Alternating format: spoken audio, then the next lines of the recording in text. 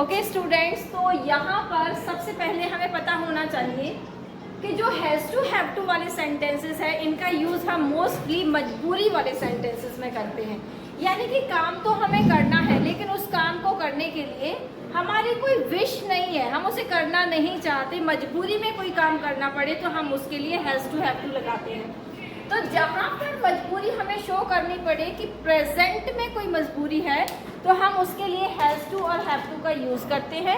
और यहाँ पर हैज़ टू हैव टू के साथ हम लगाते हैं वर्ब की फर्स्ट फॉर्म, यानी कि सब्जेक्ट के बाद हैज़ टू आएगा सभी सिंगुलर सब्जेक्ट्स के साथ।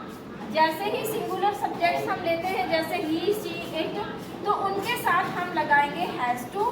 और जहाँ पर हमारा सब्जेक्ट प्लूरल हो जाता है वहाँ पर हम हैव टू का यूज़ करते हैं और यहाँ पर वर्ब की फर्स्ट फॉर्म एंड ऑब्जेक्ट आ जाता है। जैसे मुझे रोज़ 10 लोगों के लिए चाय बनानी पड़ती है, I have to prepare tea for 10 people daily. जैसे मुझे रोज अंग्रेजी बोलनी पड़ती है, I have to speak in English every day. उसी तरह से अगर हमारी मजबूरी पास्ट में थी तो हम उसके लिए हैज़ टू हैव टू की जगह पे हैड टू का यूज़ करते हैं। और सबसे ज़्यादा आसान चीज़ क्या है पास्ट में कि सभी सब्जेक्ट्स के साथ सिर्फ हैड टू आ जाना है, यानी कि हमारी जो हेल्पिंग वर्ब है वो पास्ट में चेंज नहीं होनी है। सब्जेक्ट हमारा कोई भी हो, चाहे सिंगुलर सब्जेक्ट्स हो या फिर प्लूरल सब्जेक्ट्स हो, हम सभी के साथ क्या लगाएंगे, हैड टू लगाएंगे।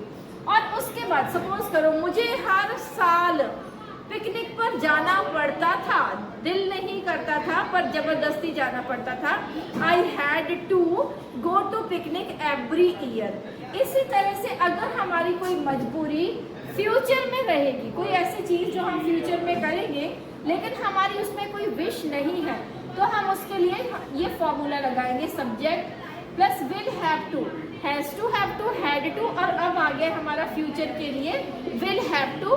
लेकिन वर्ब की फर्स्ट फॉर्म ही रहेगी, तीनों टेंसेस में वर्ब की फर्स्ट फॉर्म रहेगी, चाहे वो प्रेजेंट हो, चाहे वो पास्ट हो, चाहे वो फ्यूचर हो।